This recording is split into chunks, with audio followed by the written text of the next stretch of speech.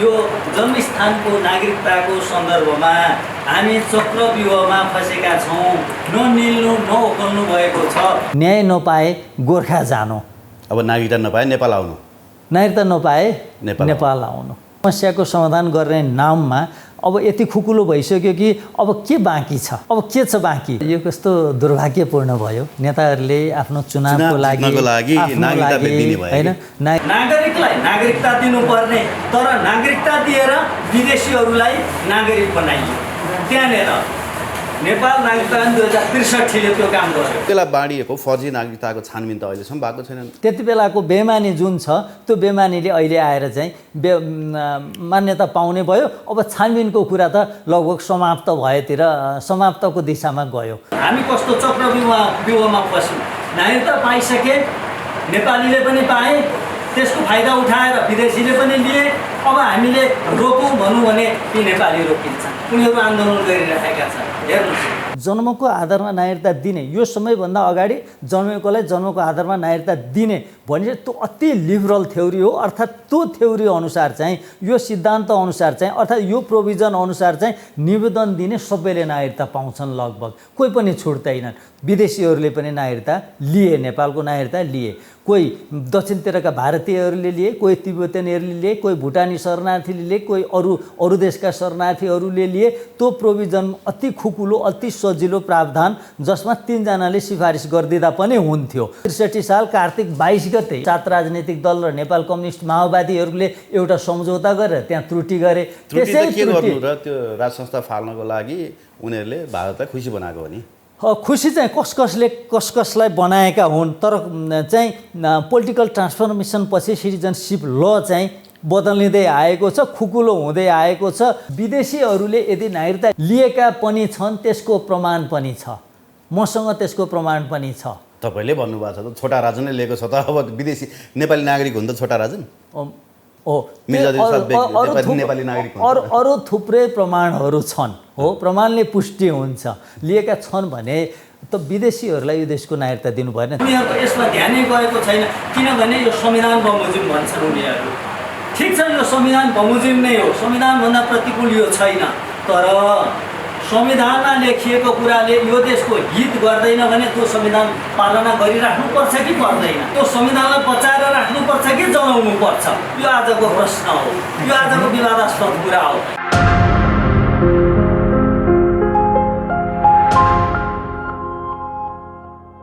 आज हामीसँग नागरिकता विज्ञ एसके तिमिल सिन्हाजी हाम्रो साथ हुनुहुन्छ। एसके सर, यहाँलाई हार्दिक स्वागत छ। हस्, धन्यवाद सर। 63 पछाडि बाँडिएको हो नागरिकतामा कतिपय त फर्जी नागरिकता पनि लिएका छन्। 3 जनालाई चाहिँ तपाईँको 3 जना चाहिँ त्यो विटनेस राखेर लिने, साक्षी राखेर लिने नागरिकतामा चाहिँ धेरै भारतीयहरूले नागरिकता लिएको, दोहोरो नागरिकता लिएको, अथवा भारतको पनि नागरिकता र नेपालको नागरिकता भएको। अब उनीहरूको हकमा के हुन्छ?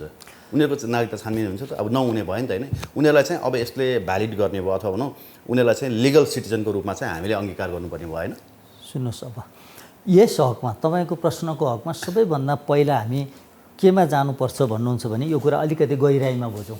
अलिकति गहिराइमा बुझौँ त 2072 सालभन्दा अगाडि जन्मस्थानको आधारमा नागरिकता लिनेहरूको हकको कुरा गर्दाखेरि नेपाल नागरिकता ऐन 2063 जारी भइसकेपछि 2046 साल चैत्र मसान्तभन्दा अगाडि नेपालमा जन्मेको र स्थायी बसोबास गरिराखेकोलाई नेपालको नागरिकता दिने, जन्मको आधारमा दिने भने त्यो जन्मको आधार भनेको यो मुख्य कुरा, यसको चाहिँ थ्योरी र फिलोसफी बुझ्नुपर्छ। जन्मको आधारमा नागरिकता दिने, यो समयभन्दा अगाडि जन्मेकोलाई जन्मको आधारमा नागरिकता दिने भने त्यो अति लिबरल थ्योरी हो। अर्थात् त्यो थ्योरी अनुसार चाहिँ, यो सिद्धान्त अनुसार चाहिँ, अर्थात् यो प्रोभिजन अनुसार चाहिँ निवेदन दिने सबैले नागरिकता पाउँछन् लगभग, कोही पनि छुट्दैनन्।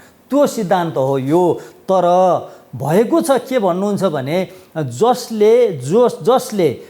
जसको पुस्तौँ पुस्ता नेपालमा बस्दै आएका थिए, जो नेपालको नागरिकता वंशजको आधारमा लिनको लागि योग्य थिए, तिनीहरू पनि जन्मस्थानको आधारमा पारियो, नबुझेर पारियो। हेर्नुहोस् है, त्यो होलसेलमा डिल गर्दाखेरि, एकमुष्ट डिल गर्दाखेरि उनीहरूले पनि नागरिकता हुने भनियो। नागरिकता पाएपछि सबैजना सन्तुष्ट भए, उनीहरूले पनि जन्मस्थानको आधारमा नागरिकता पाए। सुन्नुहोस् है, जन्मस्थानको आधारमा नागरिकता पाए, वंशजको आधारमा नागरिकता पाउने मानिसहरूले जन्मस्थानको आधारमा नागरिकता पाए, अनि त्यही प्रोभिजनमा छिरेर विदेशीहरूले पनि नागरिकता पाए, विदेशीहरूले पनि नागरिकता लिए, नेपालको नागरिकता लिए। कोही दक्षिणतिरका भारतीयहरूले लिए, कोही तिब्बतीयनहरूले लिए, कोही भुटानी शरणार्थीले लिए, कोही अरू देशका शरणार्थीहरूले लिए। त्यो प्रोभिजन अति खुकुलो, अति सजिलो प्रावधान, जसमा 3 जनाले सिफारिस गरिदिँदा पनि हुन्थ्यो। त्यो प्रावधानमा टेकेर नागरिकता लिए। अनि मैले भनेकै त्यही हो। अब त्यो नागरिकता त छानबिन भएको छैन, प्रश्न उठेकै त्यही नागरिकतामा हो।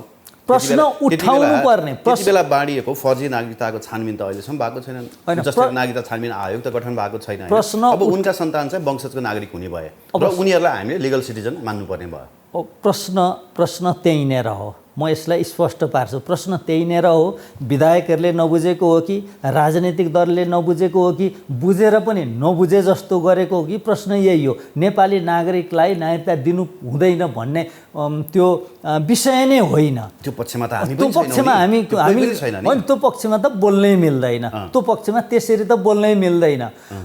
त्यो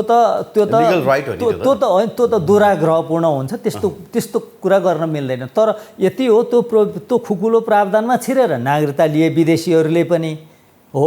जो नेपालमा जन्मेकोलाई नागरिकता दिने भनेको हो नि त। जो नेपालमै जन्मेका थिएनन्, जसको जन्मे पनि नेपालमा बसोबास थिएन, बसोबास भए पनि नेपालमा जन्मेका थिएनन्, प्योरली अर्को देशका मानिसहरू थिए, तिनीहरूले पनि त्यो प्रोभिजनमा छिरेर नेपालको नागरिकता लिए। त तिनीहरूको छानबिन गर्नुपर्छ भन्ने एउटा आवाज उठाइएको हो। त अनि तर अब यो अहिलेको व्यवस्था अनुसार चाहिँ वास्तविक नेपालीहरूले पनि नागरिकता पाउँछन् र अब यो प्रावधानमा छिरेर अब तिनीहरूको वैधीकरण हुन्छ। उनीहरूले चाहिँ उनीहरूको नागरिकता चाहिँ भ्यालिड हुने भयो, त्यसले वैधता पाउने भयो।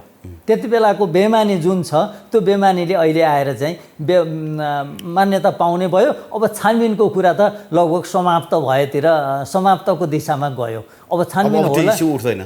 अब इस्यु त उठिरहेको छ। एकाडेमिक मान्छेहरूले, बुझेका मान्छेहरूले त इस्यु त जस्तो मैले यो त्यहाँनिर त्रुटि भएको छ। 2063 साल कार्तिक 22 गते एउटा त्रुटि भयो। राजनीतिक दलहरूले एउटा त्रुटि गरे हो। 7 राजनीतिक दल र नेपाल कम्युनिस्ट माओवादीहरूले एउटा सम्झौता गरेर त्यहाँ त्रुटि गरे। त्यसै के गर्नु र त्यो राज संस्था फाल्नको लागि उनीहरूले भारतलाई खुसी बनाएको हो नि। खुसी चाहिँ कसलाई बनाएका हुन्। तर चाहिँ पोलिटिकल ट्रान्सफर्मेसन पछि सिटिजनसिप ल चाहिँ बदलिँदै आएको छ, खुकुलो हुँदै आएको छ। अब अहिले त पोलिटिकल ट्रान्सफर्मेसन भएको छैन नि। अहिले चाहिँ कसलाई खुसी पार्नको लागि अथवा पोलिटिकल ट्रान्सफर्मेसनको हामी एजमा छौँ कि होइन? किन अहिले फेरि यो एकाएक विधेयक यसै रातारात पारित गरियो? अहिले त्यो पहिला जुन भयो नि होइन, पहिला भएको कुराहरूलाई अहिले त त्यसलाई व्यवस्थित गरियो, त्यसलाई कानुनमा इन्कर्पोरेट गरियो। पहिला भएको बेमानीहरू जतिलाई इन्कर्पोरेट गरियो होइन। अब अहिले के बाध्यता छ भन्नुहुन्छ भनेदेखि अब संविधानमै लेखियो, जन्मस्थानको आधारमा नागरिकता पाएका बाबुआमाका सन्तानलाई वंशजको आधारमा नागरिकता दिने भनेर संविधानमा लेखियो। एउटा कुरा प्रष्ट हुनुपर्छ कि यो लेख्नु आवश्यकै थिएन। कुनै पनि बाबुआमा जुन देशको नागरिकता लिएका छन् उनीहरूको सन्तानले त्यही देशको नागरिकता पाउँछन्। यो धरतीभरिको नियम हो, धरतीभरिको कानुन हो। यो त लेख्नु आवश्यकै थिएन। तर कतिपयले के भन्छ भने यो एनजिओ आइएनजिओले बनाइदिएको संविधानै यो देश सिद्ध्याउनको लागि बनाएको संविधान भनेर बोलेका छन् कि यो लेखेको जुन लेखा छ नि यो नेपालीको विवेकले लेखेकै होइन त्यो कुरा भन्छन् कि तपाईले जुन कुरा उठाउनु होइन। यो आवश्यकै थिएन बाबु। त्यहाँ त कस्तो भयो भनेदेखि कोही मान्छेले बाघको शिकार गरेछ, बाघको शिकार गरिसकेपछि बाघ मरिसकेपछि पनि जुङ्गा उखेल्दै रहेछ, बाघको जुङ्गा उखेल्दै रहेछ। किन उखेलेको जुङ्गा भनेर अर्को आएर सोद्धाखेरि यो पक्कामाथि पक्का बनाएको भनेर भन्थ्यो अरे। त्यस्तै त्यहाँ के बेमानी भएको छ, जन्मस्थानको नागरिकता दिँदाखेरि के बेमानी भएको छ हो। त्यसलाई चाहिँ अनिखेर त्यसपछि अब भोलि तिनीहरूले नागरिकता नपाउने हुन् कि? अब त्यो प्रावधानमा फेरि सच्चा नेपालीले पनि नागरिकता लिएका छन्। त्यसलाई फेरि एकमुष्ट डिल गर्न चाहिँ मिल्दैन। मेरो भनाइ एकमुष्ट डिल गरियो। जन्मस्थानको आधारमा नागरिकता लिने जति सबै विदेशी भनियो भने त्यो पनि रङ, त्यो पनि गलत भयो, त्यो पनि गलत हुन्छ। त्यसरी पनि बोल्न मिल्दैन। तर त्यो प्रावधानमा छिरेर विदेशीहरूले यदि नागरिकता लिएका छन् भनेको छु मैले, लिएका पनि छन्, त्यसको प्रमाण पनि छ। मसँग त्यसको प्रमाण पनि छ। तपाईँले भन्नुभएको छ त छोटा राजनले लिएको छ त। अब विदेशी नेपाली नागरिक हुन् त छोटा राजन? हो नेपाली नागरिक अरू थुप्रै प्रमाणहरू छन् हो, प्रमाणले पुष्टि हुन्छ लिएका छन् भने त विदेशीहरूलाई यो देशको नागरिकता दिनु भएन। त्यति बेलाको कानुन एउटा बनाउनु त्यो त्रुटिपूर्ण थियो हो, त्यो एउटा त्रुटिपूर्ण थियो। अर्कै किसिमले समस्या समाधान गर्नु पर्थ्यो कि। त मेरो भनाइ के हो भने मैले देखेको कुरा के हो, मैले यसमा एकाडेमिक स्टडी गर्दै जाँदाखेरि देखेको विषय के हो भने यहाँका राजनीतिक दलहरू र नेपालको सरकार त नागरिकता भन्ने कुरालाई, नागरिकता राज्यको सदस्यता हो, राज्यको सदस्यता त्यही देशको नागरिकले पाउने हो। त कसलाई नेपाल राज्यको सदस्यता दिने, कसलाई नदिने, अर्थात् को नेपाल राज्यको सदस्य हो को होइन, अर्थात् को नेपालको नागरिक हो र को होइन भन्ने कुरा यकिन गर्ने कुरा त नागरिकता दिने विषय हो नि। त त्यो विषयमा गम्भीरतापूर्वक उहाँहरूले लिनु भएन। मेरो स्टडीले मैले बुझेको कुरा त्यो हो, त्यसलाई गम्भीरतापूर्वक लिनुपर्छ। एउटा मान्छेलाई नागरिकता दिइसकेपछि नागरिकलाई त नागरिकता दिनै पर्यो, तर नागरिकता दिएर नागरिक बनाउने होइन। विदेशीलाई नागरिकता दिइन्छ भने उसलाई यावत हक अधिकारहरू दिनुपर्छ, उसलाई रोजगारी समेत दिनुपर्छ, अर्थात् राज्यले पाल्नुपर्छ, भरण पोषण गर्नुपर्छ, सेवा सुविधा सबै दिनुपर्छ र अन्तिममा बुढेसकालमा पाल्नु पनि पर्छ। त्यसको एउटा दीर्घकालीन प्रभाव पर्छ। त ठिक छ, ल पालौँ, हामी पाल्न सक्छौँ, हाम्रो जोग्राफीले पाल्न सक्छ, हाम्रो भौगोलिक अवस्थितिले पाल्न सक्छ, हाम्रो भू राजनीतिक अवस्थाले पाल्न सक्छ, हाम्रो आर्थिक अवस्थाले पाल्न सक्छ।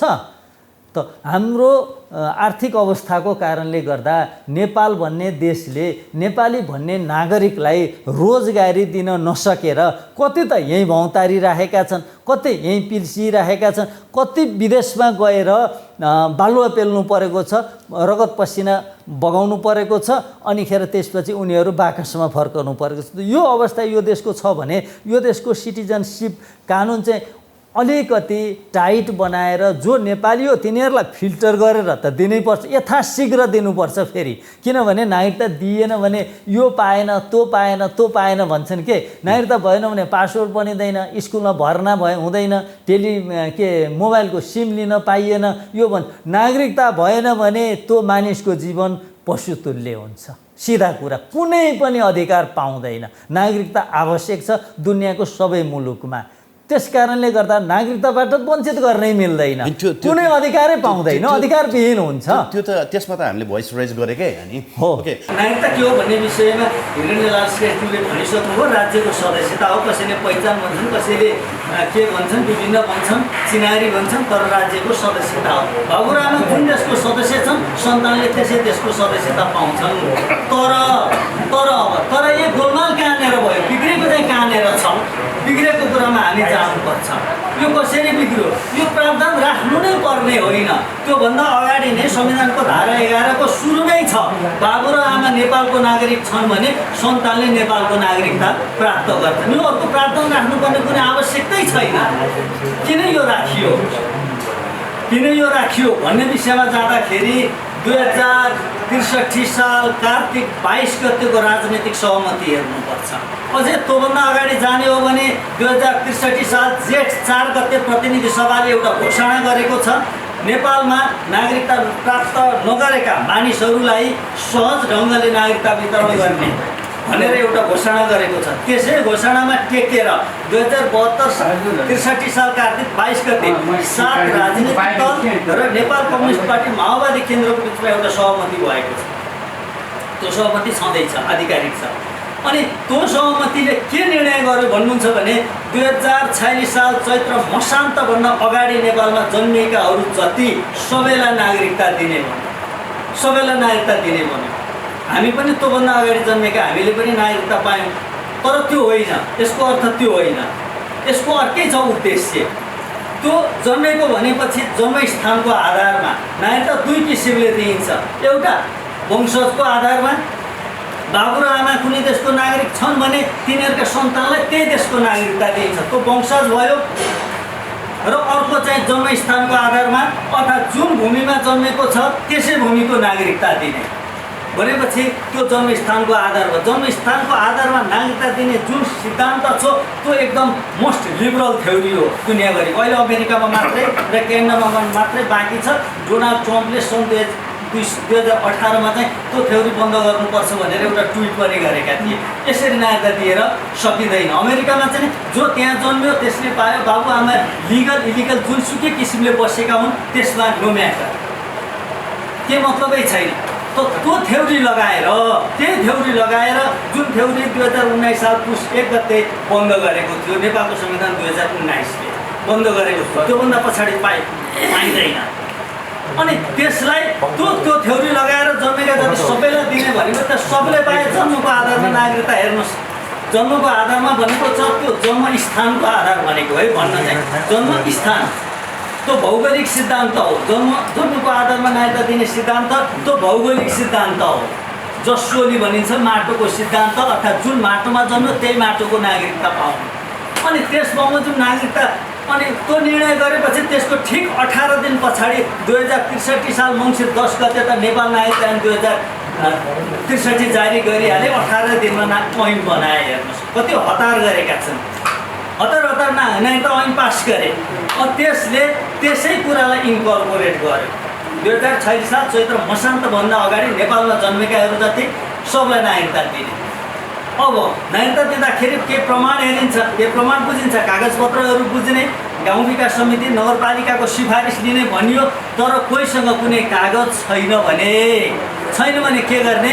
तीनजना नागरिकको सिफारिसमा नागरिकता दिने। यहीँनिर छ लुको, यहीँनिर छ बदमासी भएको। त्योभन्दा अगाडि अब यहाँ पूर्ववक्ता मित्रले बोल्नुभयो 36 सालको कुरा गर्नुभयो। 2000 नेपाल नागरिकता नियमावली 2025लाई खारेज गरेर नागरिकता नियमावली 2049 ल्याएको कुरा गर्नुभयो। त्यसमा चाहिँ 36 सालको मतदाता नामावलीमा नाम भएकाहरूलाई पनि दिने, यहाँ सरकारी वा संस्थानमा काम गरेकाहरूलाई पनि दिने र 32 सालको अस्थायी नामावली सङ्कलनको पीठमा नाम लेखिएकाहरूलाई पनि दिने भनेर भनिएको थियो। यी केही कुराहरू उचित किसिमले कार्यान्वयन गर्न सकिएको थिएन। तर यस्तो मौका पर्यो कि 63 भन्दा पछाडि जन्मको आधारमा दिने भनेको चाहिँ सबैले पाए। अब फेरि कागज केही नचाहिने 3जनाले सही गरिदिएपछि भयो। बस त्यहाँबाट उहाँहरूले सबै छिरेका छन्। सुन्नुहोस् भएको कुरा, त्यहाँनिर नागरिकता दिएर विदेशीहरूलाई नागरिक बनाइयो। नागरिकलाई नागरिकता दिनुपर्ने, तर नागरिकता दिएर विदेशीहरूलाई नागरिक बनाइयो। त्यहाँनिर नेपाल नागरिकता ऐन 2063ले त्यो काम गर्यो। अब त्यसपछि त्यसको लागि 2 वर्षभित्रमा निवेदन दिनुपर्छ भन्ने थियो है, त्यहाँ एउटा कन्डिसन छ। त्यो कन्डिसन पनि हामीले बिर्सनु हुँदैन। त्यसको लागि चाहिँ 2065 साल मङ्सिर 9 गतेभित्र दरखास्त दिइसक्नुपर्ने थियो। दरखास्त दिए। अब पछि 2069मा आइसकेपछि खिलराज रेग्मी मन्त्री परिषदको अध्यक्ष हुँदाखेरि 2069 साल फागुन 30 गते राजनीतिक दलहरूको बिचमा 5-6वटा राजनीतिक दलहरूको बिचमा फेरि एउटा सहमति बन्यो।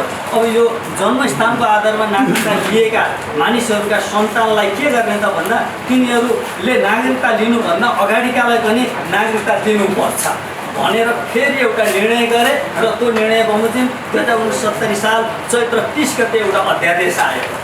जन्मको आधारमा नागरिकता लिएका व्यक्तिहरूले यो नेपालको नागरिकता लिनुभन्दा अगाडि जन्मेका सन्तानहरूलाई पनि वंशको आधारमा नागरिकता दिने भन्ने त्यहाँनिर त्यो पनि फेरि कोर्टले चाहिँ त्यसलाई पनि स्थगित गरिदियो। त्यो पनि कार्यान्वयन गर्न पाएन। अनि अब त्यसपछि आएर अनि संविधान बन्यो। संविधानमा एउटा छुट्टै प्रावधान के राखे भने न तिनीहरूले चाहिँ नागरिकता नपाउने को हुन् कि भनेर यो प्रावधान राख्नुको अर्थ नत्र बाबु र आमा कुनै मुलुकको नागरिक छन् भने, नागरिकता प्राप्त गरेका छन् भने उनीहरूलाई नागरिकता दिनको लागि कुनै त्यति धेरै काम बनाउनु पनि पर्दैन। तर यहाँनिर त छुट्टै कानुनको संविधानमै छुट्टै व्यवस्था गरियो। कारण के हो भने त्यहाँ बदनियत थियो, त्यहाँ बदनियतपूर्वक दिएको थियो। न भोलि नागरिकता तिनीहरूले आज नागरिकता दियो, न भोलि यिनीहरूले नागरिकता नपाउने हुन् कि भनेर अझै बलियो बनाइयो। यो यसको तात्पर्य के हुन्छ भने संविधानमा यो छुट्टै जन्मस्थानको आधारमा नागरिकता पाउनेहरूका सन्तानलाई वंशजको नागरिकता दिने भनेर लेख्नु प्रावधानको उद्देश्य के हो भने न यिनीहरूले नागरिकता पाउँदैनन् कि भनेर बलियो बनाइयो। उनीहरूले कसिलो बनाए, यो नियत बस गरिएको काम। त्यसपछि आएर अब अहिले चाहिँ नागरिकता कानुनलाई अर्थात् संविधान बमोजिम अन्य कानुनहरूलाई संशोधन 4 वर्षभित्र गरिसक्नुपर्छ भन्ने एउटा व्यवस्था छँदै थियो संविधानलाई कार्यान्वयन गर्नको लागि। त्यस अनुसार गर्दै विवाद भयो।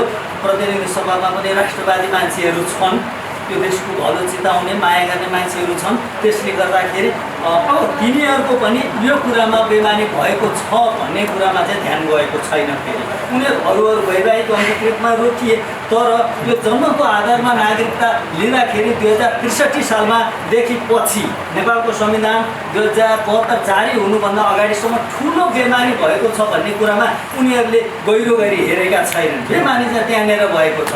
अब हामी अहिले यहाँ आइपुगेका छौँ यो एउटा प्रावधानको विषयमा। यो प्रावधान उनीहरूले विवादास्पद मानेका छैनन्। यो प्रावधान हामीले बुझेका छौँ, हामीले विवादास्पद मानेका छौँ। उनीहरूको यसमा ध्यानै गएको छैन, किनभने यो संविधान बमोजिम भन्छन् उनीहरू। ठिक छ, यो संविधान बमोजिम नै हो, संविधानभन्दा प्रतिकूल यो छैन। तर संविधानमा लेखिएको कुराले यो देशको हित गर्दैन भने त्यो संविधान पालना गरिराख्नुपर्छ कि पर्दैन? त्यो संविधानलाई बचाएर राख्नुपर्छ कि जलाउनु पर्छ? यो आजको प्रश्न हो, यो आजको विवादास्पद कुरा हो। त्यस कारणले गर्दा हामीले यसलाई गहिरो गरी बुझ्नुपर्छ। अब म फेरि अर्को कुरा पनि स्पष्ट के पार्छु यहाँहरूलाई भनेदेखि, यो जन्मस्थानको आधारमा नागरिकता लिँदाखेरि नेपालमा पुस्तौँ पुस्तादेखि बस्दै आएका मानिसहरू जो नेपालको रहिखाने हुन्, नेपालको वंशजको नागरिकता पाउनको लागि उनीहरू योग्य थिए, तर तिनीहरूलाई पनि जन्मस्थानको आधारमा नेपालको नागरिकता दिइएको छ। हेर्नुहोस्, बाजेलाई पनि जन्मस्थानको आधारमा, बाबुलाई पनि जन्मस्थानको आधारमा। त बाजेले जन्मस्थानको आधारमा नागरिकता पाएको छ भने बाबु छोराले, त्यसको छोराले वंशजको आधारमा पाउँछ। बाबु कुनै पनि देशको नागरिक छ भनेदेखि उसको छोरा स्वतन्त्र देशको नागरिक भयो, वंशजको आधारमा पाइन्छ, तर जन्मको आधारमा दिए तिनीहरूले। अब तिनीहरूले पनि बुझेका छैनन्, नागरिकता दिने मान्छेहरूले पनि बुझेका छैनन्। अब गत वर्ष त गृह मन्त्रालयका अधिकारीहरूसँग मेरो कुरा भयो, हामी त नागरिकताको बारेमा सर केही बुझेकै, मेरो इन्टरभ्यूहरू धेरै भाइरल भयो गत वर्ष। अनि त्यसपछि थुप्रै लेखहरू पनि लेखेँ। त्यसपछि उनीहरूले मलाई बोलाए, धेरै छलफलहरू भयो, कुराकानीहरू भयो। सर हामी त नागरिकताको बारेमा, यो थ्योरीको बारेमा त केही बुझेकै थिएनौँ। आउँथे मान्छेहरू सही गरेर नागरिकता दिने, वंश ल्याइदिने, के ल्याइदिने भनेर। जन्मसिद्ध लेख्छ, त्यो जन्मसिद्ध भनेको पनि वंशज नै हो। जन्मसिद्ध भनेको पनि जन्मस्थानको आधारमा जन्मको आधारकै हो, त्यसमा त्यो डिफ्रेन्सेस नै छुट्टिएन। अब हामीले गर्नुपर्ने के त भन्दा यो विवाद अब यहाँ हामी कस्तो चक्रव्यूहमा फस्यौँ। नागरिकता पाइसके, नेपालीले पनि पाए, त्यसको फाइदा उठाएर विदेशीले पनि लिए। अब हामीले रोकौँ भनौँ भने ती नेपाली रोकिन्छ, उनीहरू आन्दोलन गरिरहेका छन्। हेर्नुहोस्, अब नरोक्दाखेरि विदेशीले पाउँछन्, रोक्दा देशका वञ्चित हुन्छन्, उनीहरू आन्दोलन गरिरहेका छन्। अनि अर्को पनि के पनि देखेँ भनेदेखि, जस्तो नेपाली नागरिकसँग विवाह भएर आउने विदेशी महिलाहरूले आउने बित्तिकै नागरिकता पाउँछन्, तर तिनै जन्मस्थानको आधारमा नागरिकता पाएका नेपालीहरूका छोरी नेपाली अर्को नेपालीले बिहे गर्यो भने नागरिकता पाउँदैन। हेर्नुहोस् है, त्यो छोरीले त त्यो विदेशी भए पनि स्वदेशी भए पनि जो भए पनि नेपालीसँग बिहे गर्नेले त नागरिकता पाइहाल्छ नि। त त्यहाँनिर रोकेर राखेको छ। त हामी यो जन्मस्थानको नागरिकताको सन्दर्भमा हामी चक्रव्यूहमा फँसेका छौँ, ननिल्नु नओकल्नु भएको छ। त्यसकारण मेरो स्पष्ट धारणा के हो भने, सकिन्छ भने यहाँहरूले यहाँ प्रस्ताव गर्नु भए जस्तै उच्च स्तरीय नागरिकता छानबिन आयोग गठन गरेर तत्काल नेपाली हो कि विदेशी हो, स्वदेशी हो कि विदेशी हो भन्ने छानबिन गरेर स्वदेशीका सन्तान हुनु भने तत्काल नागरिकता दिनुपर्छ। त विदेशीहरू हुन् भने खारिज गरेर तिनीहरूलाई बस रिजर्भ गरेर बाहिर पठाउनु पर्ने हो कि प्लेन चार्टर गरेर पठाउनु पर्ने हो कि उनीहरूलाई तत्काल ठाउँमा पुर्याइदिनुपर्छ। नागरिकता रद्द गरेर अर्को कार्ड दिएर नेपालमा राख्नु हुँदैन। त्यस्तो अपराधीहरूलाई जसले नेपालको नागरिकता किर्ते गरेर लिएका छन्, जालसाजी गरेर लिएका छन्, त्यो कुरामा एकदम प्रष्ट हुनुपर्छ। एउटा कुरा यो भयो। त अर्को कुरा के भनेको छ भन्नुहुन्छ भनेदेखि, अर्को कुरा यहाँहरूले उठाउनु भएको अर्को, अर्थात् हामीले उठाएको अर्को कुरा, अर्थात् यो विधेयकमा उठाएको अर्को कुरा चाहिँ नेपाली नागरिक आमाबाट जन्म भएका सन्तानहरूको विषय उठाएको छ यसमा, यो विधेयकमा। एउटा जन्मस्थानको कुरा भयो, मैले त्यसमा स्पष्ट पारेँ, यहाँलाई कति स्पष्ट भयो भएन। अर्को चाहिँ नेपाली आमाबाट जन्मेका सन्तानहरूको विषयको कुरा गरेको छ। आमा छन्, बच्चाबच्ची छन्, तर अनि आमा छन्, बच्चाबच्ची छन्, तर बाबुको पहिचान भएको छैन। अब उनीहरूलाई के गर्ने भन्दा उनीहरूलाई नागरिकता दिने, सो घोषणाको आधारमा नागरिकता दिने भनेको छ। यो सो घोषणाको कुरामा पनि यहाँ महिला अधिकार कर्मीहरू भन्ने छन्, डलरवादीहरू छन्, विदेशबाट सञ्चालित मान्छेहरू छन्। यसमा पनि उनीहरूले सरासरी जाने बित्तिकै आमाको नागरिकता हेर्ने बित्तिकै छोराछोरीले नागरिकता पाउनुपर्छ, कुनै पनि सोध्नु हुँदैन, बाउ छ या छैन कुनै मतलब गर्नु हुँदैन भन्ने उनीहरूको धारणा छ। तर त्यसो होइन। अब बाबु छैन भने के कारणले छैन, त्यो कारण त थाहा हुनुपर्छ। अब त्यसैमा त्यही कुरा ल्याएको छ। तर अब मेरो दृष्टिकोण यसमा के छ भन्नुहुन्छ भने यसलाई कसरी व्यवस्थित गर्ने। तर आमाको नामबाट पनि नागरिकता पाउने एउटा सानो डोर चाहिँ ओपन हुनुपर्छ। केही अवस्थाहरू हुन्छन्, ती अवस्थाहरूमा आमाको नामबाट पनि नागरिकता पाउने ढोका चाहिँ खुल्ला रहनुपर्छ। यो विश्वमै भएको प्र्याक्टिस हो। अब अर्को छ मेरो आमाको नामबाट कुरा मैले यति नै गरेँ। टोटल्ली आमाको नामबाट नागरिकता पाउने कुरालाई हामीले इरेडिकेट गर्न सक्दैनौँ, पुरै टोटल उन्मूलन गर्न सक्दैनौँ। त्यसमा सानो एउटा ढोका राखिन्छ। त अर्को कुरा छ गैर आवासीय नागरिकताको कुरा छ। यसमा राजनीतिक अधिकार बाहेकको कुरा छ। जस्तो हजुरबा वा हजुरआमा, बाबु वा आमाको नागरिकता नेपालको छ भनेदेखि त्यसले यो सार्क कन्ट्रीभन्दा बाहिर बस्नेले नेपालको चाहिँ गैर आवासीय नागरिकता पाउने, राजनीतिक अधिकारभन्दा बाहेकको पाउने भनेको छ। यसमा धेरै कुराहरू छन्। मसँग थुप्रै मान्छेहरूको अन्तर्क्रिया हुँदाखेरि उहाँहरूले चाहिँ भन्नुहुन्छ कि तिनीहरूले चाहिँ नेपालको उताको सम्पत्ति यता ल्याउन होइन, यताको सम्पत्ति उता लानको लागि चाहिँ यो प्रपञ्च रचिराखेका छन् भन्छन्। तर त्यो कुरालाई कसरी पुष्टि गर्ने?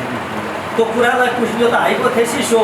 त्यो कुरालाई पुष्टि गर्न सक्ने कुनै आधार छैन। त्यो कुरामा बोल्न पनि मिल्दैन, त्यसरी जथाभावी क्लेम गर्न पनि मिल्दैन। तर एकजना सुन्नुहोस्, हजुरआमा नेपालको नागरिक छन् भनेदेखि नातिनीले पनि नेपालको नागरिकता गैर आवासीय नागरिकता पाउने भए। जस्तो एकजना महिला विदेश जानुभयो, युएस जानुभयो, उहाँको छोरी युएसमै जन्म्यो, त्यो छोरीको उतैको सिटिजनसँग विवाह भयो, उतैको नागरिक भएन भने अब त्यहाँनिर एकजना सन्तान जन्म्यो, त्यो हजुरआमाको एकजना सन्तान त्यो जन्म्यो, त्यो विदेशी भनेदेखि त्यसले पनि यहाँ आएर गैर आवासीय नागरिकता चाहिँ पाउन सक्ने हो। त त्यो नेपालको नागरिकता पाउने व्यक्तिले नेपालको भाषा जानेको हुनुपर्छ पर्दैन, सरकारी कामकाजको भाषा जानेको हुनुपर्छ पर्दैन, नेपाल भन्ने देश यो भूगोलको कुन गोलार्धमा छ भनेर बुझ्नुपर्छ पर्दैन, कुन कन्टिनेन्टमा नेपाल भन्ने देश छ, यसको एरिया कस्तो छ, राजनीतिक अवस्था कस्तो छ, यहाँको संविधानप्रति उसको निष्ठा हुनुपर्छ पर्दैन, नेपालको भौगोलिक अखण्डता, नेपालको राजनीतिक स्वतन्त्रता, सार्वभौम सत्ता लगायतका कुरामा नेपाल भन्ने देशप्रति उसको निष्ठा हुनुपर्छ कि पर्दैन। नेपालको नागरिकता प्राप्त गर्दै त्यो कन्डिसन अनकन्डिसनल हुन्छ कि सशर्त हुन्छ। उदाहरण मसँग हिजो अस्ति एकजना पत्रकारले कुरा गर्नुभएको थियो गैर आवासीय नागरिकता कुरा, 200 मुलुकमा चाहिँ गैर आवासीय नागरिकता छ भनेर भन्नु, त्यहाँ भुटानले टिक्नै दिँदैन, हुनै दिँदैन दोहोरो नागरिकता। भुटानको नागरिकता ल एकदमै राम्रो छ, पाकिस्तानले दोहोरो नागरिकता हुनै दिँदैन। दोहोरो नागरिकताको कुरा के हो भन्नुहुन्छ भनेदेखि जस्तो राज्य निर्माणका 4वटा तत्त्वहरू छ। एउटा भूगोल, अर्को जनसङ्ख्या, अर्को सार्वभौम सत्ता र अर्को सरकार। त एउटा भूगोल अर्थात् एउटा जमिन कुनै दुईटा देशको हुन्छ कि हुँदैन? पहिलो त फिलोसोफीको कुरा गरौँ हामी। एउटा भूगोल, एउटा माटो दुईटा देशको हुन्छ कि हुँदैन? हुन्छ भने त्यो विवादास्पद मात्रै हुन्छ। सर्वसम्मत रूपमा दुईटा देशको एउटा भूगोल हुँदैन। हाम्रो लिम्पुवा धोरा कि इन्डियाको हुन्छ कि नेपालको हुन्छ, अहिले विवादास्पद छ। त्यसै गरी त एउटा मान्छे, अब जनसङ्ख्याभन्दा अगाडि सरकारको कुरा गरौँ, दुईटा देशको एउटा सरकार हुन्छ कि हुँदैन? नेपाल र भारतको एउटै सरकारले नेपाल र भारत दुईटा देश सञ्चालन गर्छन् कि गर्दैन? भनेपछि एउटा देश, एउटा भूगोल, एउटा मात्रै देशको हुन्छ, एउटा देशमा एउटा मात्रै सरकार हुन्छ, अनि सार्वसत्ताको कुरा गरौँ, सार्वसत्ता अखण्ड हुन्छ कि खण्डित हुन्छ, अर्थात् एउटा देशको सार्वसत्ताको अभ्यास अर्को देशको मान्छे र यो देशको मान्छेले दुई थरीले गर्छन् कि एकै थरीले गर्छन्? एकै थरीले गर्छन्। यहीँको जनताले यहाँको सार्वसत्ताको अभ्यास गर्नुपर्ने हो।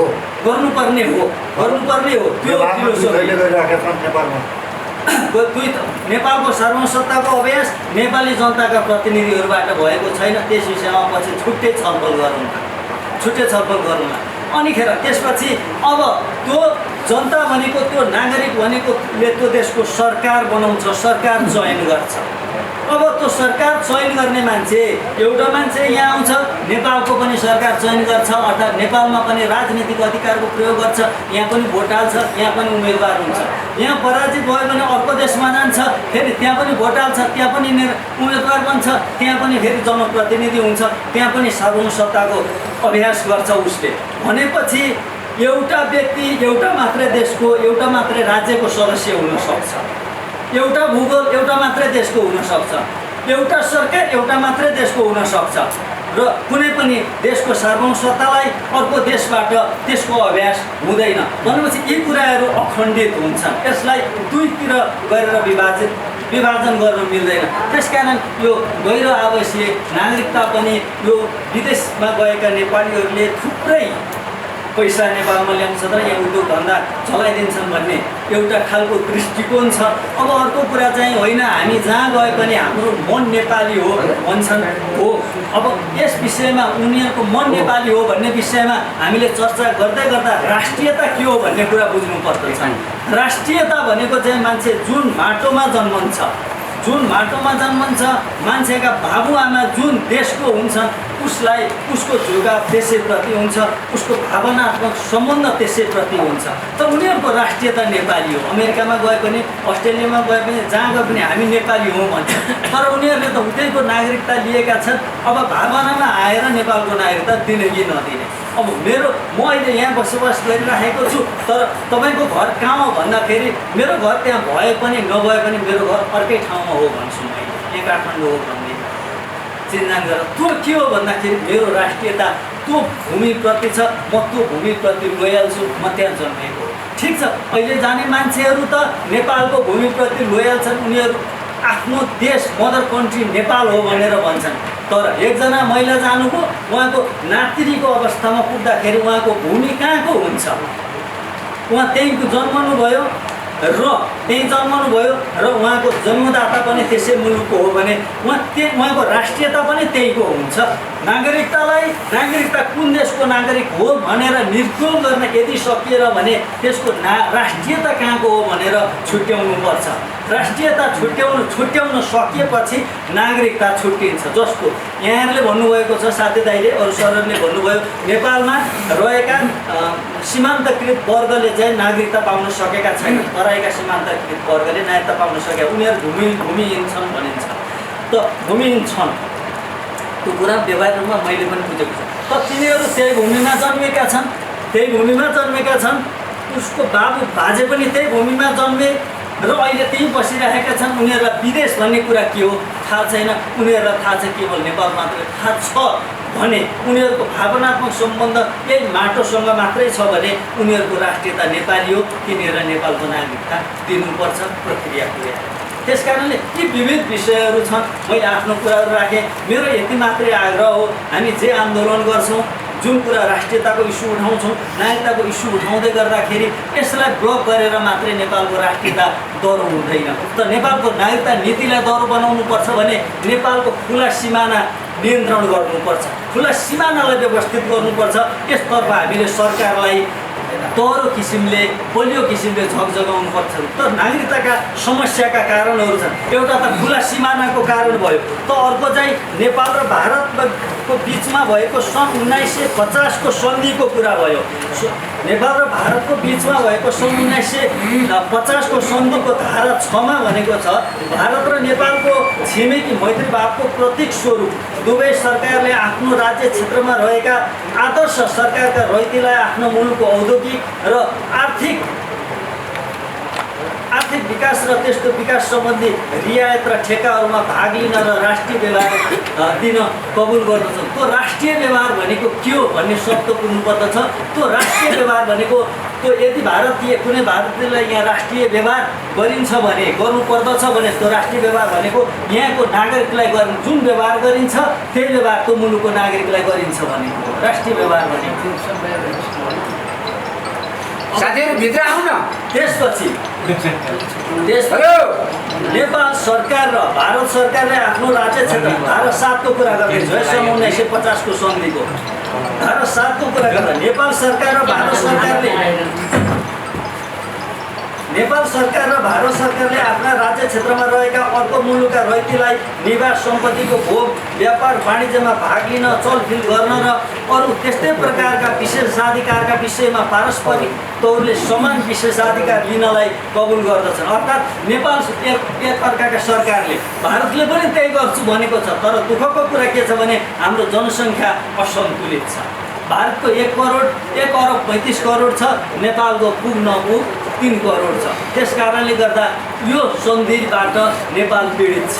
त अर्को कुरा हेरौँ है त, भारतीय विदेशी हुन् कि भारतीय हुन् भन्ने विषयमा अब ब्रह्म राज्य व्यवस्था मन्त्रालयको सूचना 2010 साल पुस 7 गतेको रहेछ, नेपाल गजेटमा प्रकाशित छ है। यो नेपाल गजेटमा प्रकाशित छ। त्यति बेला राजपत्र नेपाल गजेट भनिन्थ्यो। धेरै भारतीयहरूले अझ पनि हामीलाई नेपाल सरकारबाट मुगलानिया भनी सम्बोधन गर्दैछ। अब भारत स्वतन्त्र भएपछि यस्तो शब्दको प्रयोग नहोस् भनी प्रधानमन्त्री छेउ निवेदन गर्दा गोस्वारा बोलीमा भारतका नागरिक मात्रका हकमा भए भारतीय र अन्य नेपाली नागरिक जतिलाई विदेशी लेख्ने आदेश भएको छ। उनीहरू विदेश होइनन् अरे भारतीय। भारतीयहरू जो नेपालमा आउँछन् नि तिनीहरू विदेशी होइनन्, भारतीय अरे। 2010 सालमा नेपाल सरकारले गरेको निर्णय। उनीहरू भारतीय, विदेशी होइन। विदेशी नबोल्नुहोस् भारतलाई। यो सूचना म भन्दैछु है, मैले यो सूचनामा टेकेर। त्यसपछि आएर अर्को कुरा, समस्याको कुरा भन्दैछु मैले। यो विधेयक मात्रै रोकेर यो समस्या समाधान हुँदैन। अब विदेशी सम्बन्धी नियमावली, विदेशी सम्बन्धी ऐन 2015 थियो, त्यसअनुसार विदेशी सम्बन्धी नियमावली 2032 छ। त्यो नियमावलीको नियम 3 को मात्रै कुरा गर्छु मैले। भिसा नलिई नेपाल अधिराज्यमा प्रवेश गर्न नपाउने। कुनै पनि विदेशीले भिसा नलिई नेपाल अधिराज्यभित्र प्रवेश गर्न पाउने छैन। अब तर भारतका नागरिकलाई नेपाल अधिराज्यभित्र प्रवेश गर्न साधारणतः भिसा लिनुपर्ने छैन। भयो नि समस्या। यो नागरिकता ऐन मात्रै हो कि समस्या अरू कुराहरू पनि छन्। अब यसपछि अध्यागमन ऐन 2049 को नियमावली 2051 हेरौँ। अध्यागमन नियमावली 2051 को नियम 3 मा भिसा दिने वा नदिने नेपाल सरकारको अधिकार, कुनै विदेशीलाई भिसा दिने वा नदिने सम्पूर्ण अधिकार नेपाल सरकारको रहनेछ। 2 नेपाल सरकारले कुनै मित्र राष्ट्रका नागरिकलाई पारस्परिकताको आधारमा भिसा नलिई नेपालभित्र प्रवेश गर्न दिन सक्नेछ। मित्र राष्ट्रलाई दिने हो, बुझिहाल्नुभयो। त यस्ता प्रावधानहरू छ। अब यसै गरी यो अध्यागमन नियमावली 2051 को नियम 12 को गमा हेरौँ। खण्ड गमा पर्यटक भिसा भनेको छ। भिसा वर्षमा 15 दिन, 30 दिन र 90 दिन को प्रवेश भिसाका लागि नियोग वा प्रवेश बिन्दुको अध्यागमन अधिकृतले भिसा दिनेछ भनेको छ। भिसा अनएराइभल भिसा चाहिँ कि संसारभरिका नेपालीलाई नेपालमा आउनको लागि खुल्ला छ। बोलाएर ल्याउँछौँ नि हामी। अध्यागमन अधिकृत उहाँबाट टिकट काटेर आउँछौँ, अध्यागमन अधिकृतले छापा छाया लगाइदिन्छन्, नेपालमा आउँछन्, पाइन्छ। त रोहिङ्गाहरू पनि आएर बसेका छन्। कति सबै त यो सबै डाटा त साधुबहादुर दाइलाई थाहा छ, उहाँको जति त कसैलाई थाहा छैन जस्तो लाग्छ मलाई।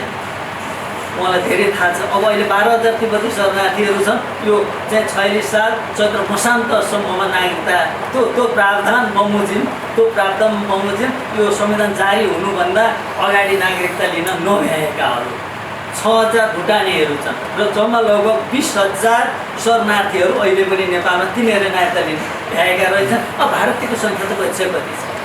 अब यसमा फेरि 2000 48 सालपछि गिरिजाप्रसाद कोइरालाले नागरिकता कानुनलाई खुकुलो बनाउन अनेक प्रयास गर्नुभयो। यस सिलसिलामा नेपाल कम्युनिस्ट पार्टी एमालेको सरकार बन्यो 2051 सालमा। त्यसले धनोत्पत्ति आयोग गठन गरेको थियो नागरिकता सम्बन्धी समस्या समाधान गर्नको लागि। त्यसको मनसा चाहिँ के थियो भन्नुहुन्छ भनेदेखि त्यो 48 सालको चुनावमा सर्वनाक किसिमले तराईमा एमाले पराजित भयो, परास्त भयो। अब त्यसमा चाहिँ अलिकति सम्बन्ध सुधार गर्नु पर्यो। सुधार नगरिकन भोट नआउने भयो भनिसकेपछि 51 सालमा धनोपति उपाध्यायको अध्यक्षतामा एउटा आयोग बन्यो।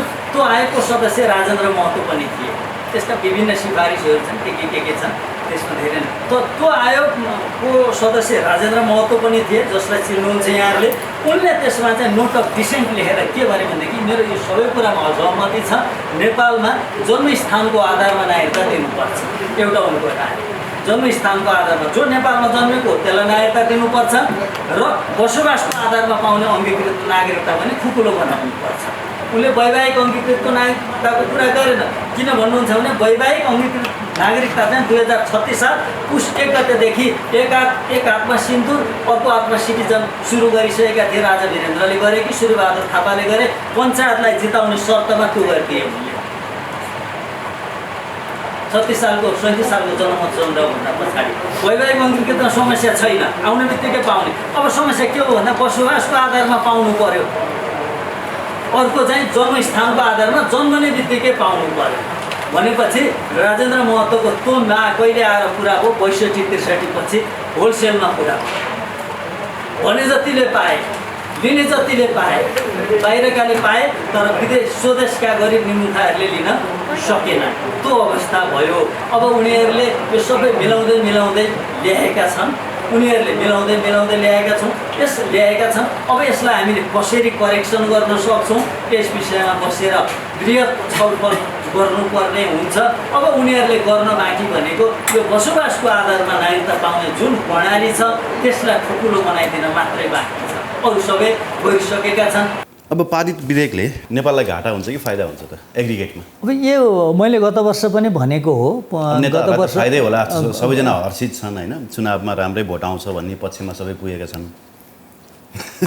सबैको गेस्चर हेर्दाखेरि चाहिँ अब यो कस्तो दुर्भाग्यपूर्ण भयो। नेताहरूले आफ्नो चुनावको लागि होइन नागरिकताको होइन, फेरि यसलाई होलसेलमा भनियो भने केही मान्छेहरूलाई अन्याय पर्छ। हेर्नुहोस् है, त्यो बिग्रे यस्तो चक्रव्यूहमा परेको छ नेपाल कि यस्तो चक्रव्यूहमा पर्यो यसबाट सजिलैसँग उम्कन नसकिने। बडो राम्रो तरिकाले राजनीतिक दलहरूले राम्रो तरिकाले छानबिन गरेर अनेस्टली गर्दाखेरि त निस्कन केही अप्ठ्यारो छैन। यो संशोधन विधेयक छ नि, अथवा भनौँ संशोधित विधेयक अब ऐनको रूपमा अगाडि आयो भने नि अब यो 10 वर्षलाई काम गर्छ, यो फाइनल 10-15 वर्षलाई होइन। यो त अब संशोधन नहुन्जेलसम्म त यही चलिरहन्छ नि। तर पनि प्रत्येक 10 वर्ष 15 वर्षमा त यस्ता कुराहरू आइरहेको छ। अब नागरिकताका इस्युहरू त्यस पछाडि फेरि नयाँ कुराहरू देखाएर अब यस्तो छ सर, मैले देखेको कुरा भन्छु, यो विधेयकले पनि सबै समस्याको नागरिकता समस्याको समाधान गर्दैन। जस्तो कि गर्दैन। तराईमा रहेका केही भूमिहीनहरू छन्, सीमान्तकृत वर्गहरू छन्। अब यसलाई हामीले दलित कम्युनिटी भन्छौँ। त्यो कम्युनिटी मुसहर डोमहरू अनि अरू पनि विभिन्न जातिहरू छन्। उहाँहरूले नागरिकता पाउन सक्नु भएको छैन। यो विधेयकले पनि उहाँहरूले पाउनुहुन्न। अब केही नेपालीहरूले पाए, वास्तविक नेपालीहरूले पाए। भनेपछि जोसँग अलरेडी नागरिकता छ उनीहरूले पाउने भए, जोसँग फर्जी नागरिकता छ, जन्मसिद्ध नागरिकता छ, अङ्गीकृत नागरिकता छ उनीहरूले पाउने भए, जोसँग नागरिकतै छैन उनीहरूले चाहिँ केही पनि नपाउने भए, अझ पनि उनीहरू देशविहीन नागरिकताविहीन हुने भए। उनीहरूलाई यसले सम्बोधन गर्दैन। कि त बाबु छैनन् भनेर भन्नु पर्यो, कि त बाबु र आमा दुवैजना छन्, सन्तान छन् होइन त, अर्थात् उनीहरू पनि लोग्ने स्वास्नी नै छन् तर उनीहरूकै नागरिकता छैन, उनीहरूकै नागरिकता छैन।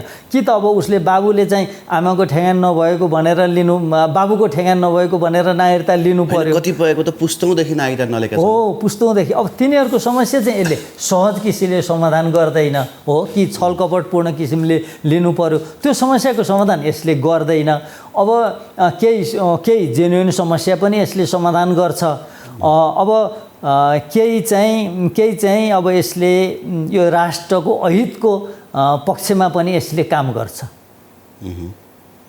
भनेपछि यसले कम्प्लिट यसले ऊ चाहिँ हेयरिङ चाहिँ गर्ने भएन, सबैको सुनवाई चाहिँ गर्ने भएन। कम्प्लिटली समस्या समाधान त यसले गर्दैन, यसले त समस्या सिर्जना गर्छ। यो चाहिँ अहिले टेम्पोररी केही सीमित ग्रुप अफ पिपललाई मात्रै रिजाउनको लागि ल्याइयो। अब अहिले तत्कालको लागि त्यो केही मान्छेहरूलाई रिजाउनको लागि पनि ल्याइयो, केही समस्या समाधान गर्न पनि ल्याइयो। केही समस्याहरू थिए त्यो बिग्रेको थियो के वंशजकै आधारमा पाउनेहरूले जन्मसिद्धको गराइयो। हेर्नुहोस्, वंशजकै आधारमा पाउँथे, जन्मसिद्ध गराइयो। अब जन्मसिद्ध भएको कारणले गर्दा उनीहरू पीडित भए। अब तिनीहरूको समस्या समाधान हुन्छ। अब कतिपय अब बाबुको ठेगान नभएका, बाबुको परिचय नभएका बच्चाहरूको समस्याको समाधान पनि यसले गर्छ। तर अब दीर्घकालीन रूपमा चाहिँ ती समस्याको समाधान गर्ने नाममा अब यति खुकुलो भइसक्यो कि अब के बाँकी छ? अब के छ बाँकी? अब त बसोबासको आधारमा सजिलैसँगले नागरिकता 5 वर्ष, अब अहिले 15 वर्ष बसोबास गर्नुपर्छ कि 12 वर्ष भनेको छ अङ्गीकृत बसोबासको आधारमा पाउने भनेर। अब त्यसलाई घटाएर 4-5 वर्ष बनाउन मात्रै बाँकी छ, अरू त केही बाँकी रहेन। अब त यो अब दुनियाँभरिकै उदार सिटिजनसिप ल भएको देश नेपाल हो भनेर भन्दाखेरि पनि हुन सक्ने अवस्था भइसक्यो। कुनै दिन एउटा उखान प्रचलित थियो, न्याय नपाए गोर्खा जानु, अब नागरिकता नपाए नेपाल आउनु, नागरिकता नपाए नेपाल आउनु। अब त्यस्तो हुन मात्रै बाँकी छ। तर अब सुन्नुहोस् न, अब यसको कनेक्सन अब यसरी विदेशीलाई नागरिकता बाँड्न लागि हो, दिन लागि हो, विदेशीले सजिलैसँग पाउने अवस्थाको सिर्जना गर्न लागि हो एकातिर। त अर्कोतिर म तपाईँलाई अर्को कुरा सुनाउँछु। जस्तो 2072 सालमा जारी भएको, असोज 3 गते जारी भएको संविधानको धारा 84मा भनेको छ के भन्नुहुन्छ भने प्रतिनिधि सभाको गठन। प्रतिनिधि सभामा देहाय बमोजिमका 275 सदस्य रहनेछन्। नेपाललाई भूगोल र जनसङ्ख्याको आधारमा 165 निर्वाचन क्षेत्र गरी प्रत्येक निर्वाचन क्षेत्रबाट 1 जना रहने गरी पहिलो निर्वाचित हुने निर्वाचन प्रणाली बमोजिम निर्वाचित हुने 165 सदस्य भन्यो। यो जनसङ्ख्याको जुन निर्वाचन क्षेत्र निर्धारण गर्दाखेरि जनसङ्ख्या भूगोल र जनसङ्ख्याको आधारमा भन्यो है, भूगोल र जनसङ्ख्याको आधारमा भन्यो है। यहाँनिर सुन्नुहोस्, अब धारा 84मा, अब धारा 286मा के भन्यो भन्दाखेरि 286 को 5 मा निर्वाचन क्षेत्र निर्धारण आयोगले, त्यहाँ निर्वाचन क्षेत्र निर्धारण आयोगको व्यवस्था छ। आयोगले यस धारा बमोजिम निर्वाचन क्षेत्र निर्धारण गर्दा जनसङ्ख्या र भूगोललाई प्रतिनिधित्वको आधार मानी त्यस्तो निर्वाचन क्षेत्रको भूगोल, जनसङ्ख्या र सदस्य सङ्ख्या बीचको अनुपात यथासम्भव हुने गरी निर्धारण गर्नेछ भन्यो। यहाँ सुन्नुहोस्, अब यसपछि यसलाई चाहिँ 72 साल फागुन 16 गते नि नेपालको संविधान 2072मा पहिलो संशोधन गरियो। त संशोधनमा के चाहिँ गरियो भन्नुहुन्छ भनेदेखि सुन्नुहोस्, धारा 84मा संशोधन गरियो। सुन्नुहोस्, संविधानको धारा 84मा संशोधन। नेपाल संविधानको धारा 84 को उपधारा 1 को खण्ड क मा रहेको भूगोल र जनसङ्ख्याको आधारमा बन्ने शब्दहरूको सट्टा जनसङ्ख्या र भौगोलिक अनुकूलता र विशिष्टताका आधारमा, अब जनसङ्ख्याको आधारमा निर्वाचन क्षेत्र निर्धारण गर्ने, प्रतिनिधि सभाका सदस्यहरू चुन्नको लागि, केन्द्रीय विधायिकाको सदस्य चुन्नको लागि। त अब त्यसरी चाहिँ हतार चाहिँ संशोधन गरियो। अब हेर्नुहोस्, अब 286 को धारा 286 को 5 मा कसरी संशोधन गरियो? निर्वाचन क्षेत्र निर्धारण आयोगबाट यस धारा बमोजिम निर्वाचन क्षेत्र निर्धारण गर्दा धारा 84 को उपधारा 1 को खण्ड क को अधीनमा रही प्रतिनिधित्वको लागि जनसङ्ख्यालाई मुख्य र भूगोललाई दोस्रो आधार मानी, जनसङ्ख्यालाई मुख्य र भूगोललाई दोस्रो आधार मानी सङ्घीय कानुन बमोजिम प्रदेशमा निर्वाचन क्षेत्र निर्धारण सङ्घीय कानुन बमोजिम प्रदेशमा निर्वाचन क्षेत्र निर्धारण गरिनेछ र प्रदेशभित्र रहेका प्रत्येक जिल्लामा कम्तीमा 1 निर्वाचन क्षेत्र रहनेछ भन्यो। हेर्नुहोस् है त, अब यसको अहिले कस्तो भयो त कानुन भन्नुहुन्छ भने संविधानको धारा 286 को 5 मा चाहिँ निर्वाचन क्षेत्र निर्धारण आयोगबाट यस धारा बमोजिम निर्वाचन क्षेत्र निर्धारण गर्दा धारा 84 को उपधारा 1 को खण्ड क को अधीनमा रही प्रतिनिधित्वको लागि जनसङ्ख्यालाई मुख्य र भूगोललाई दोस्रो आधार मानी सङ्घीय कानुन बमोजिम प्रदेश निर्वाचन क्षेत्र निर्धारण गरिनेछ भनेर भनिसकेपछि अब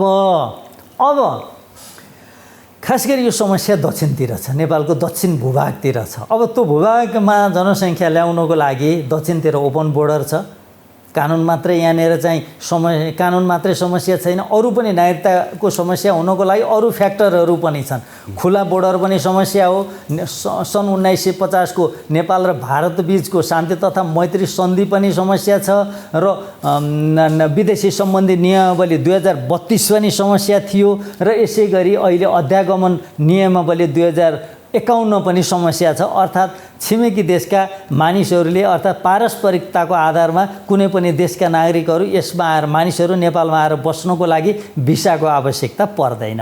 अब यो दृष्टिकोणले हेर्दा तराईको जनसङ्ख्या त बुहारीहरू पनि उतैबाट आउनुहुन्छ, छोराका सन्तान पनि नेपालका नागरिक अनि छोरीका सन्तान पनि नेपालका नागरिक हो। अब अहिले पनि थुप्रै जनसङ्ख्या वृद्धि हुन्छ भनेर भनिएको छ। अनि अब जनसङ्ख्या धेरै वृद्धि हुन्छ, अब निर्वाचन क्षेत्र के को आधारमा गर्ने?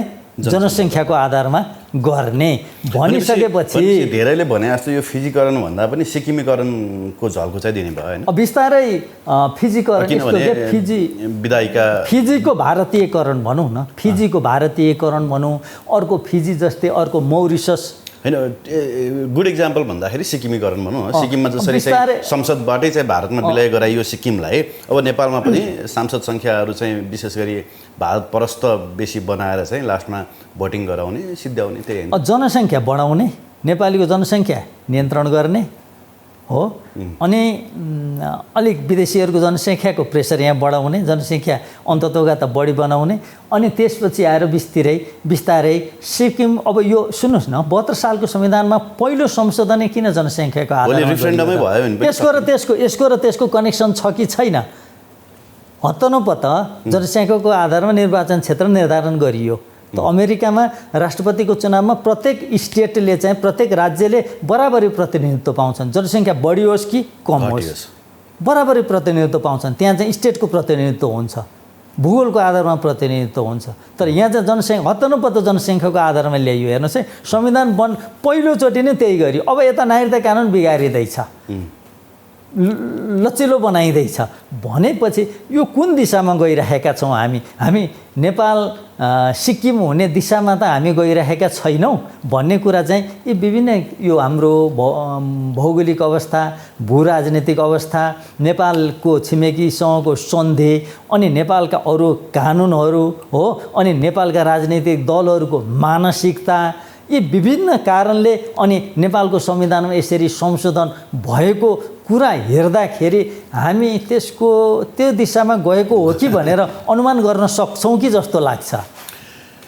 हस् एसके सर, निकै महत्त्वपूर्ण कुराहरू खुलासा गरिदिनु भयो, धन्यवाद दिन चाहे। हस् सर, धन्यवाद। यहाँले आमन्त्रण गर्नुभयो, बोल्ने अवसर दिनुभयो, यहाँहरूलाई धेरै धेरै धन्यवाद।